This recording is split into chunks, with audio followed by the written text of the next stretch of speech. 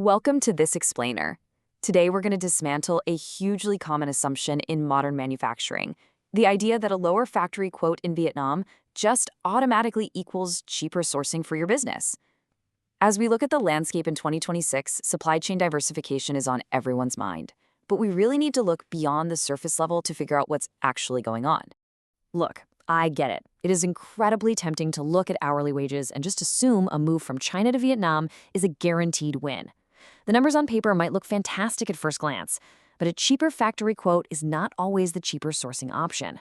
As we're going to see, assuming these two distinct markets are completely interchangeable is a massive trap that can severely impact your bottom line. All right, let's dive right into this explainer and break down exactly how you should be evaluating your true supply chain costs. We're going to cover 5 key areas today. 1. The factory price illusion. 2.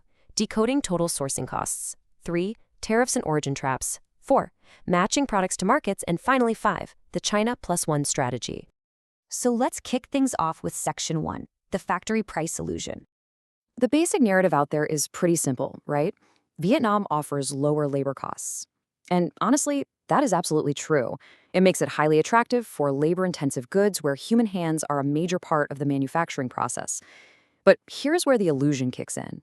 We completely forget the other side of the equation. You see, China often offsets its higher hourly wages through sheer efficiency. We're talking heavy investments in automation, specialized equipment, and deeply established local production ecosystems. When you actually factor in productivity, production speed, and material waste, that final cost per unit can look drastically different than what a simple hourly wage suggests. Moving right along to section 2. Decoding total sourcing costs. This brings us to a crucial point. Procurement teams really need to fundamentally shift their mindset here. You have to stop asking which country has cheaper labor and start asking which country delivers a lower total landed cost for my specific product. Total landed cost. That is the magic metric here. It's the entire financial journey of getting one finished, quality-approved unit from a factory floor halfway across the world all the way into your final destination warehouse. To get a realistic comparison, you have to separately evaluate a whole host of hidden costs. That initial factory unit price, that's literally just the starting point. Think about it. Have you factored in tooling and molds? What about the packaging standards? And then you actually have to physically move the goods. You've got factory-to-port transportation, export handling, international freight, and eventually customs clearance and inland delivery. You really can't just accept that initial unit price at face value. You have to make sure you're comparing identical product specs, quality requirements, minimum order quantities, or MOQs, and production lead times. Believe it or not, a slightly higher factory quote from a Chinese supplier might actually be your cheaper option if they offer lower tooling costs or faster component sourcing. Because ultimately, your product goes on a massive journey, and international logistics can completely flip the cost difference between two suppliers. Your actual final cost relies heavily on exactly where the supplier is located, your chosen shipping routes, your container utilization, and your final destination. For example, if you're importing something big, like bulky furniture, your container utilization and freight costs might wildly swing your total landed cost, literally erasing any of those initial factory floor savings. All right, on to section 3, tariffs and origin traps. I really want you to let this exact phrase sink in. Vietnam production does not automatically mean Vietnam origin. This is huge. A Vietnamese factory might seamlessly assemble your product, sure. But if they're importing the major raw materials and components from China to do it, your finished goods might not actually qualify for preferential tariff treatment when they hit your destination. You know, country of origin is strictly determined by applicable customs rules.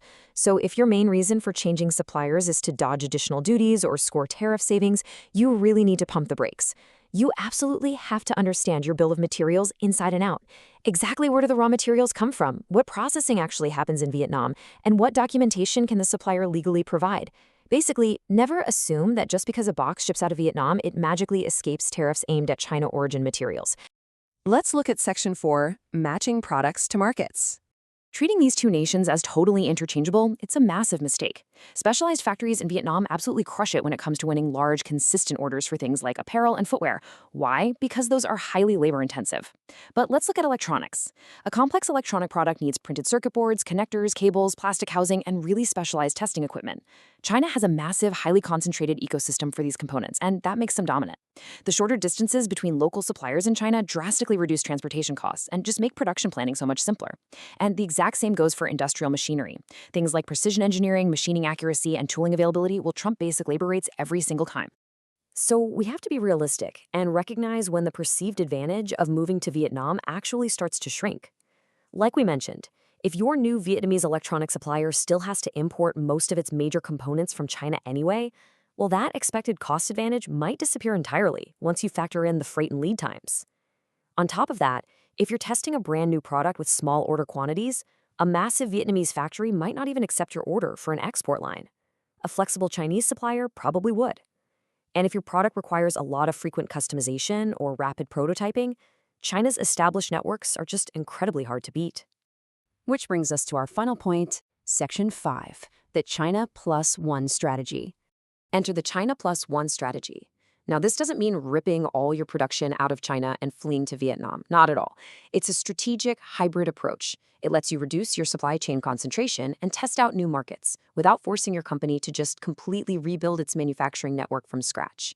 The idea is that you keep your highly complex, component-heavy products with your reliable, established Chinese suppliers, but simultaneously, you start developing Vietnamese suppliers for your more labor-intensive product lines. It really is the best of both worlds. And this hybrid approach is absolutely crucial because completely jumping ship carries some massive hidden transition costs. Moving your production requires new tooling and molds, comprehensive supplier audits, trial runs, engineering tweaks, and the extra cost of temporary dual sourcing while you actually make the transition. Let me give you a perfect example from our source material. If a new supplier saves you 50 cents per unit, but they demand substantial new tooling and qualification expenses, you have to calculate the payback period based on your annual volume. If it takes 5 solid years of those 50-cent savings just to pay for the new molds, the move might not make any financial sense at all. So, as you evaluate your procurement strategy moving forward, remember to look way beyond the tip of the iceberg. Please don't chase a cheaper factory quote at the expense of your actual bottom line. Demand a true, side-by-side evaluation of your complete landed costs. Because ultimately, I want to leave you with this question. When you're looking at those quotes, are you truly comparing identical specifications? And honestly, is your supply chain actually as cheap as you think it is?